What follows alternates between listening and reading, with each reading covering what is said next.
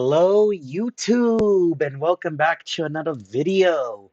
Today, I'm going to be doing another review on Classroom of the Elite. Now, I know I missed episode 2 and episode 3, and episode 4 just actually aired today at the time I'm recording this. Now, my bronchitis actually got worse, so I was in no position to record, and I ended up getting too busy for week 3 as well. So I figured let's just do them all together. So today we are going to be reviewing episodes 2, 3, and 4 of Classroom of the Elite Season 3.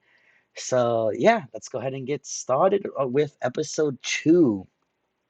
Now, this one's going to be a shorter one compared to 3 and 4. Not much happens in episode 2, really. It's the end of volume 8, and since this volume was pretty much completely skipped over since they did it in 2 episodes, there's really not much to talk about. This episode primarily focuses on Ayano Koji's group, and we see it follows them primarily, right? And we get to see the camaraderie start to build up as they start helping each other and getting more friendly with one another. So that's actually a really nice thing we get to see because that's the major focus of this episode. I actually think we don't get any other characters involved until like the last part of it or the end of the episode. It really just focuses on them, and it's really nice to see. Um, Koenji has a major plot point in this volume and episode. This takes place because, as you all know, Koenji is very free spirited. He does whatever he wants. He listens to no one, and when someone tries to tell him what to do, he's like, "No, I'm not gonna do that. You don't tell me what to do. I don't listen to anyone but me." So the group had the other guy, the rest of the guys, the rest of the group, they had to try to work together to try to convince Koenji, like, hey man, just like do us this one solid, do us this big favor, man. That's all we're asking, just this one thing. And we don't see it bear fruit like on screen, but he does actually end up holding up his end of what they wanted him to do. So that's actually really cool to see. This is like the biggest, the first time Koenji has actually done something to help other people.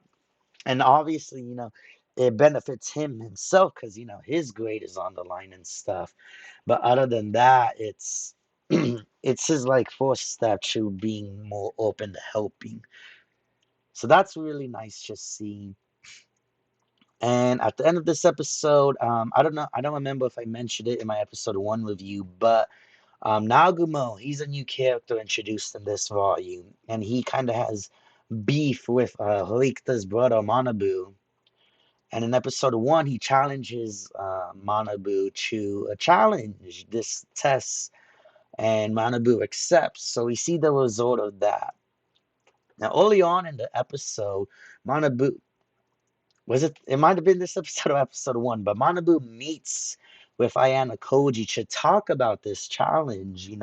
Manabu wants Ayana Koji to bring down Manabu because he's up to something not good. He plans to get a lot of students expelled, and it's one of those the strong survive, the weak are left behind type of people. And so Manabu wants Ayana Koji to stop him. And Ayano Koji specifically asked him a question like, is this guy going to play fair? Like, how well can you trust this man? And Manabu responds with like, I've known Nagumo long enough to at least trust his integrity. If nothing else, he won't break his word.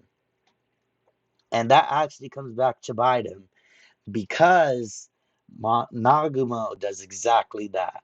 Now, you probably don't remember her. She does actually get a scene early on this episode, in episode 2, but she shows up a little bit in episode 1. The secretary, when Manabu was the president, the secretary, her name is Tachibana.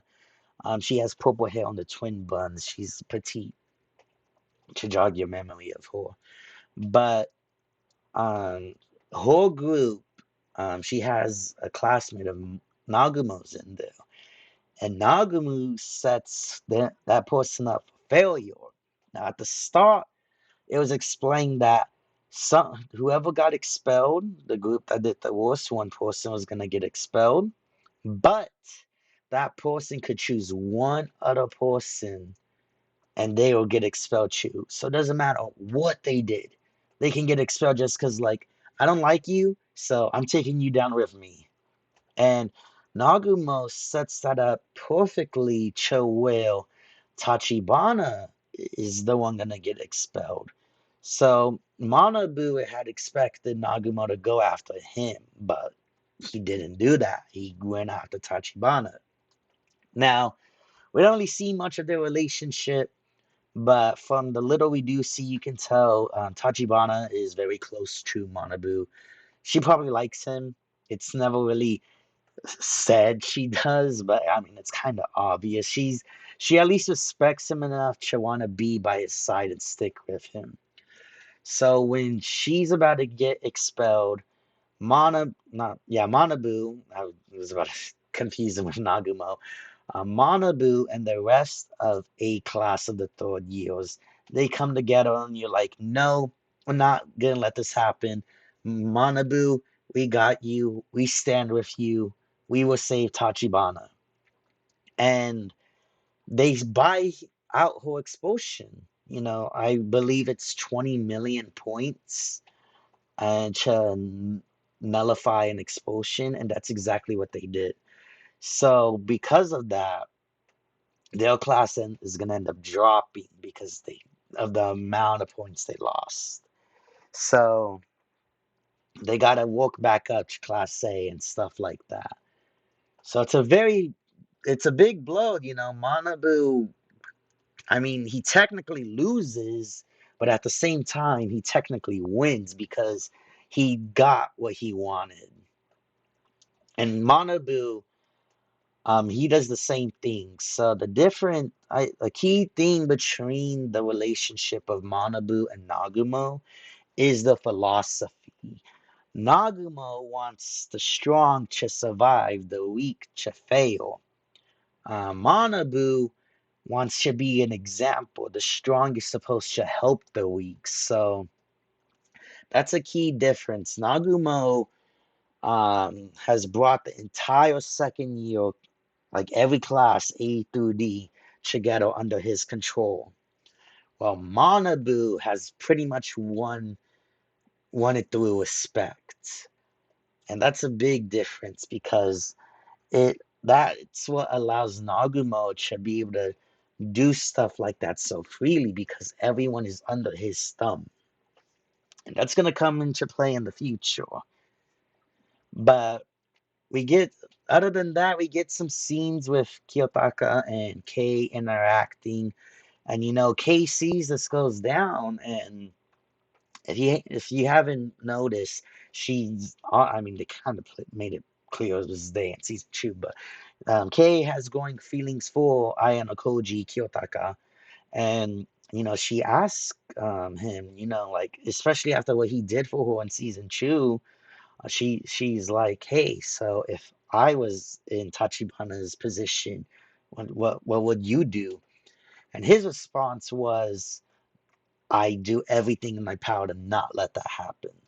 Now, this is Ayana Koji we're talking about, but that hits K hard, and I'm personally a big romance level, and as a night level reader as well, I'm a big Kyo K shipper 100%. Like, going back to season 1, the review of Kyotaka, and like, no one's my friend. I'm doing this all for me to win.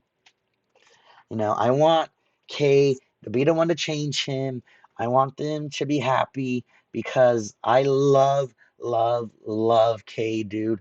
She is easily the greatest character in the series. It's not even close.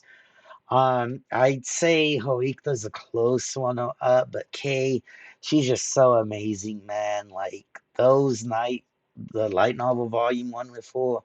it's just peak fiction, man. Like she has my heart. I want her and Kyo to be happy so badly, dude.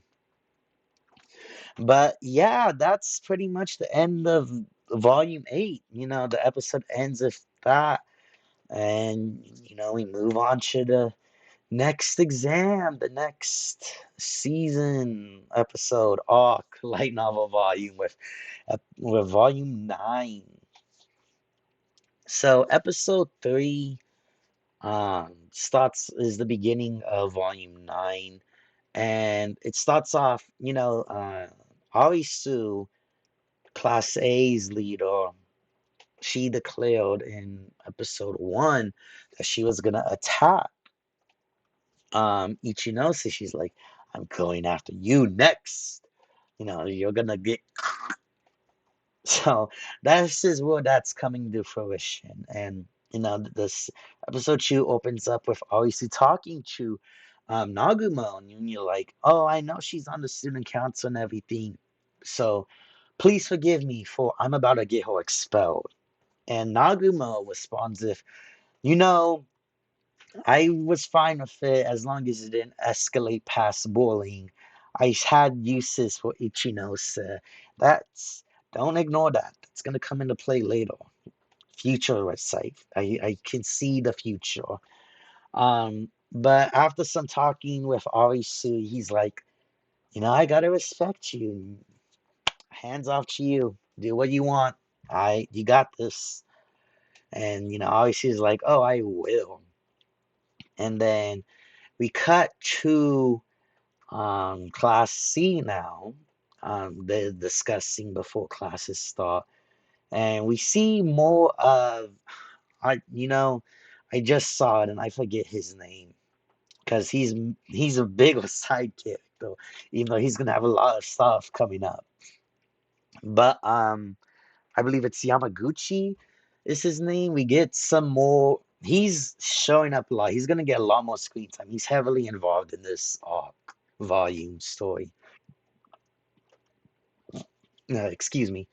Um, but Arisu, if you don't remember, he actually trips Arisu in episode 1, and she specifically said that it was just a trip, or an accident, whatever. But if obviously there was more to it, and this is what's coming into play. Arisu walks into the classroom in front of everybody. All sweet, smile, and high pitched voice, girlie is like, "Is Yamaguchi-kun here?" And everyone's like, "What? Like, did we hear you right? Are you asking for the right person?" And she's like buttering him up and like, let's like there's a lot of people here. Let's wink wink go this way. Let's go this way where we can talk alone. And everyone's like, what the fuck is going on here? She is up to something. This is a trap if I've seen one. And Yamaguchi, he's branded as an idiot. He's a girl talking to me? Oh, okay, yeah. I got the Riz, I'm the Riz. um, so that happens. In this episode, honestly, after that, it kind of feels like a checklist of the volume, like we go through one thing at a time. Like Aina Koji's going on the quest after quest because um we cut to now she is actually going to show up more, but the Chinese exchange student May, um, she asked Ayana Koji for advice because it's found out now that Kei and Yosuke Hirata they break up. Now, I believe Kei mentioned this in season 2 that she wanted to break up with him, but it's official now. They're done. They're gone and over with. And May likes him, so she asks Ayana Koji for advice because it's been um, talked around, spread around that like he had to trust Ayana Koji. They talk a lot, the buddy buddy, the tight. Now Ayana Koji obviously denies that, but people are like, okay, okay, well it doesn't matter. I'm gonna ask you for advice. It's revealed that she likes him and everything. So she goes to Ayano Koji for advice. He gives her advice. He has no experience, but he does his best to help her and everything. And even though it's probably like something below him, he still does it. And then Hiyori, Sheena comes up. She's great. She's adorable. She's like, "Oh, can I join? What are you talking about?" And blah blah blah. And then May's like, "Oh yeah, how do you know Ayano Koji? This is weird." It's like, "Oh, we're friends. We together." And it's that's that. They just it's a small scene. Ayano Koji gives advice. He's hanging out with more people. I believe that's what it's showing. Ayana Koji's not just by himself anymore. And I know in season two he starts the friend group. They named the Ayana Koji group. And that's the start of it. And now he's talking to May, who he's never really interacted with before. And she's like, "Wow, I really thought you were different, but you're actually this pretty cool guy. Cool. And yeah, you're nice, man. You're nice." And then we move on. This is this. We move on to the attack by Arisu. Apparently rumors are being spread by them about Ichinose, and Horita meets up with Aya and Koji in the middle of the night. Or like, this could be trouble. Ichino says she's being targeted. Look at these baseless rumors going on about her. And she's pretty much asking Kyo, like, "Hey, what should we do? We gotta help our girl out." And then Nanakoji's like, "Let's not get involved. We don't even know what's true, what's not. Like, we can get caught in the crossfire." And then, Ohoika kind of drops it there, but then we cut to a meeting between Horikta, Ichinose, and Ayana Koji about this. And Ichinose said, "You can see she's not her happy-go-lucky self. She's kind of sad. She's kind of like, oh, I think Arisu is going after me. She's kind of declared a war on me. But don't worry about me. I appreciate the sentiment.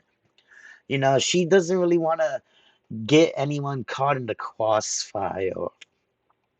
And this episode actually opens up with a monologue by Ichinose. She's like, "Oh, I've never considered myself a good or bad person," stuff like that. And they talk a bit more, and then it pretty much is like, "Don't worry about me. I appreciate the thought, but I can handle this. All right. Thank you, but I got this. Really, I'm okay." And she walks out, and then it's just Wake and Kyo, and they're just like, "Dude, we gotta help her, man. Like she's helped us. We gotta stick together." But Kyo's like, "This is none of our business. If we help her now, we're just gonna get caught in the crossfire." It's like Koita's like, but," and Kyo's like, "No.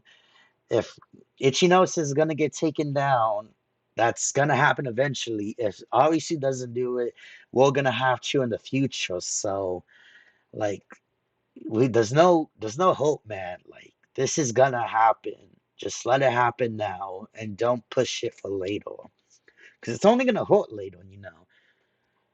Like, you can have this friendly competition and everything at the end, but like Kyo knows, bro. Like, that's just a pipe dream, Hoikta.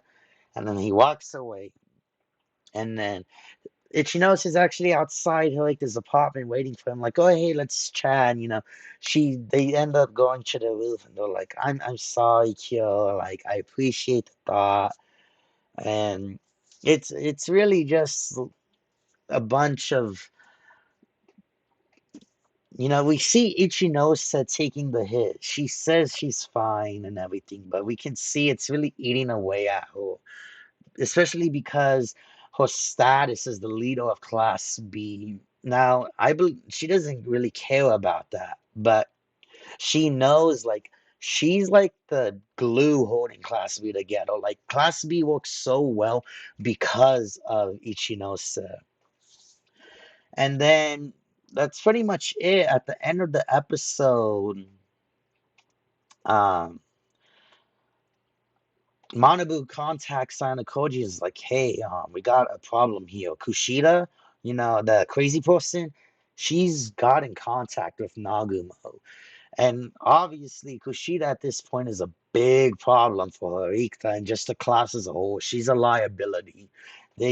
She's really she's the Joker pretty much. She's a wild card, just like Koenji. But unlike Koenji, who can go from good to bad, Kushida at this point is like, no, yeah, like, I'm taking you with me, bitch.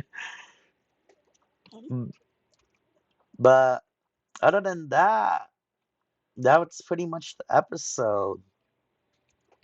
It kind of, like I said, it's kind of like a checklist. So Ayana Koji just goes from helping one person to another, to another, to another.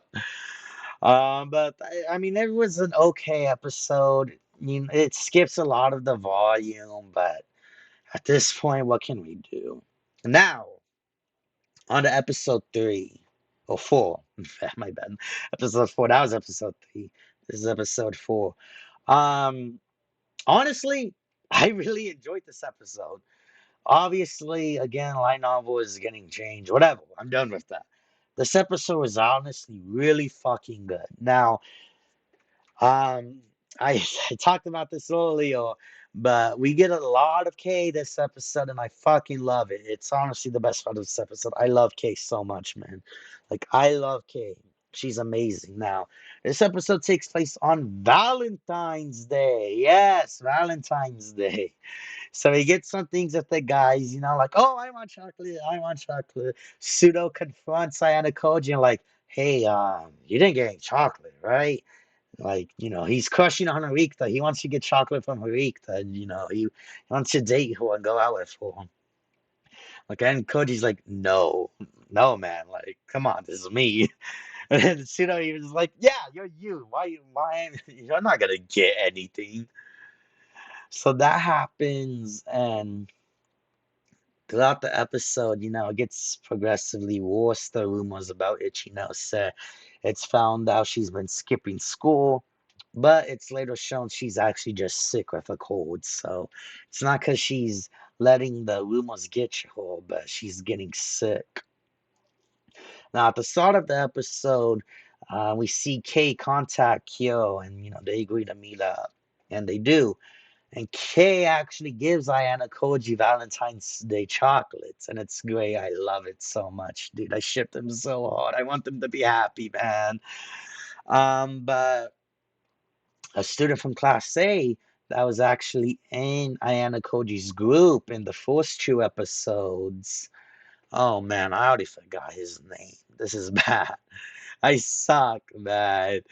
I can't believe I forgot his name. I just watched the episode. But he's the blonde hot guy, he's tan, but it's revealed that he met with Ryuen and during the training camp. They had a discussion, but Ryuen leaves, and after that, Nagumo and Manabu actually talk, and he's in front of them. And they mention Ayana Koji, and he's like, "Oh wait, Ayana Koji, isn't he just like some nobody? Why are these guys mentioning him?" So he ends up following Ayana Koji, and he sees the meeting with Kei, him and that Kyo has with Kei. And towards the end of it, he steps up. He wants to get more information, get to the bottom of it. And he's kind of just like getting into the business and stuff. So they managed to dust that away off, and that's the end of that. Now, on the opposite end of the episode, we get to see more. We see a little bit in season one, but this is like a big time scene. Cool. Kamuro, she's pretty cute, honestly. I like her. She meets with Ayana Koji, which is weird because even he says like, "What do you want with me? I don't know who the fuck you are." But she's pretty much like the right hand man, the underling of Aisu. And she goes Shannon Koji under the pretext like, oh, Arisu, she doesn't know this is off the record meeting, all right? And the only reason I'm coming to you is because Arisu is worthy of you. She's very interested in you. So I'm like, well, I don't have anyone else to go. So let me go to the person that Arisu is interested in. And it's actually revealed that Kamuro has a criminal history. She steals, she shoplifts some places. And it's not that she does it because she wants the stuff and doesn't want to pay for it or anything like that. But she seeks the thrill of it, like, oh, am I gonna get caught? Can I do this without getting caught and stuff like that? So that happens. And it's actually revealed to us that Ichinose's secret is she's a criminal. She's a shoplifter, just like Kamuro. And she even asked Koji, like, does that change how you think about Ichinose? And he's like, no, because it doesn't matter. Well, not that it doesn't matter, but you can be a criminal, but that doesn't necessarily mean you're a bad person. People now, not to get into politics anymore, but there's been a lot of videos, I think, in California about people just stealing shit from like Apple and clothes and stuff like that. And then there's a video clip of a senator, I believe, or U.S. House of Representative person. You might have heard of her, AOC. There's a clip of her going around defending shoplifting and stealing. Like, these people are stealing food, bread to feed families and stuff like that. And then people are using that to joke around about the people stealing phones and stuff. So, but there are people that actually do that. They got to feed families, they're desperate. So, you're doing something bad for something of good intention.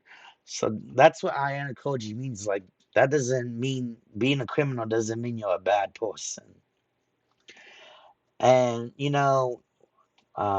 Kyo finds out about Ichinose missing school.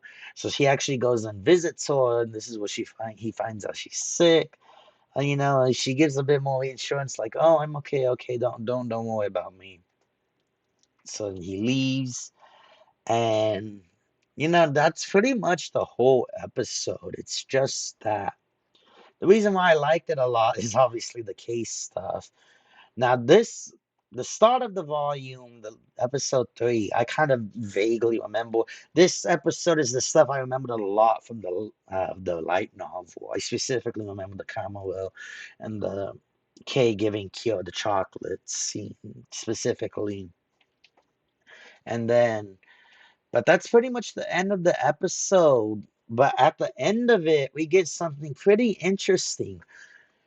Um, Letters are put into everyone's locker, and it's saying how Ichinose is a criminal. And at that point, it's like, oh, we got to get the school involved because this is slander against the person, and slander is a serious criminal offense. So that's why. But they put in every student's locker, to escalate it more and more. And then at the end of the episode, on the messaging board that every student has access to on the school website, more rumors come up on it. And it's not just about Ichinose this time. It's about people from Class C.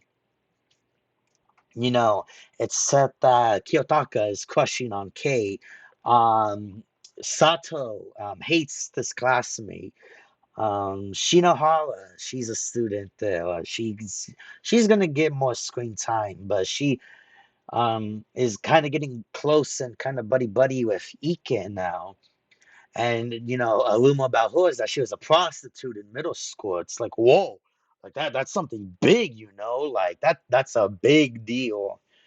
So a bunch more rumors coming up, and we see Horiki sees this, and everyone starts fighting with each other, and she's like, this is really coming up when we just got a sense of unity together. Like, it might have not been a strong bond, but we just got a small part of that, and that's crumbling under these rumors. And this is where Yamaguchi comes in, and I don't want to say too much because I don't want to spoil anything, but he's kind of acting weird because he gets very invested in these rumors. He's like, "Ooh, rumors, gossip, give me," and he's putting pressure onto the people that were that got rumors about them. He's asks Sato like, "Hey, so you hate Onodera?" She's like, "Shut up, no, I don't." And then he's even putting a lot of pressure, especially on Shinohara, like, "Wow, Shinohara, you're a prostitute? What the hell?" Like, wow, you're this I guess kind of under the radar girl, but those are always the bad ones. They're the ones with the forced history and stuff. And this is pissing Shinohara off. She's like, "Shut the fuck up, man." For quite understandably, she's getting slandered against, like, "I'm not a prostitute." And he's like, "Oh, yes, you are. Yes, you are." And like, and if you won't, then it's nothing to get angry about, man. Like, you're innocent. Why are you getting so mad? He's instigating a lot of these rumors. And it's like, dude, like, calm the fuck down, man, chill. And then he does it. He just kind of keeps going and going. Even goes after Kiyotaka, but his personality, he's like, "Hey, so you like K?" I'm like, "No, dude, what the fuck, no." And he's like, "Oh, boring." And then he goes back. He Kyo instantly shuts him down with his monotone, gloomy voice. And he's like, "Oh, okay, you're boring." But yeah, that's the big, pretty much, I guess, cliffhanger of the episode. But honestly, it was pretty good. I really enjoyed this episode a lot. Obviously, because of the case stuff, but I'm really excited to see what's to come. Now, obviously, I know what's coming, but still, um, I didn't really talk about it earlier. But animation is still pretty much on point. I have no problems with it at all, except for this episode. Um, well, not this episode. It was last episode, episode 30. For some, it was weird. Like, there's times it's like really bright and colorful, and then it just kind of gets grayed out. Like, obviously, it's still colored and stuff, but like, you can tell it's not as bright and vibrant. It's kind of dark and grim. That kind of took me out of it at times because you'd go from one and then cut to the other, and it's like, what the hell? I don't know if that's intentional or not, but I will say it kind of took me out of it at times when it happened. Um, Other than that, though, like, it was good. Episode 4 was really good. I enjoyed it a lot. The animation, I have no problems with it other than what I just mentioned. I think there's a few instances of the character designs kind of being off, but stuff like that doesn't bother me because I don't really notice it. I'm not that deep. Like, I don't look that deeply into it. It's just something that I've been able to easily overlook. So it's never bothered me. But I'm really excited to see next episode and to see what the rest of the season is gonna be like. Little Boardies are saying that volume 9 was just gonna be 2 episodes. And that's not the case. It's 3. So that's cool. Kind of sucks though, because if it was 2, that meant volumes 10 and 11 would be 4 if they did what they did with 7.5 and made volume 11.5 just 1 episode. So I would have been very interested to see how that would have went because volumes 10 and 11 having 4 episodes would have been big. They would have had the most episodes of any volume. And volume 11 is peak fiction, man. Volume 7 is still the best, but volume 11 is right there next to it. It's so close, but volume 7 wins out for me, but volume 11 is peak fiction, man. So I'm hoping the anime is able to do it justice. And honestly, overall, I this season has been okay so far. This episode 4 is definitely the highlight, though. And I know the greatest thing would be if this got remade to be more accurate. But if not, I hope we get Volume 2 animated. It'd be cool to see it, even Volume 2, Year 2 animated. Even though I'm not a big fan of it, especially compared to Year 1. But that's a video for another day. I hope you guys enjoyed, and I'll see you on the next one. Peace.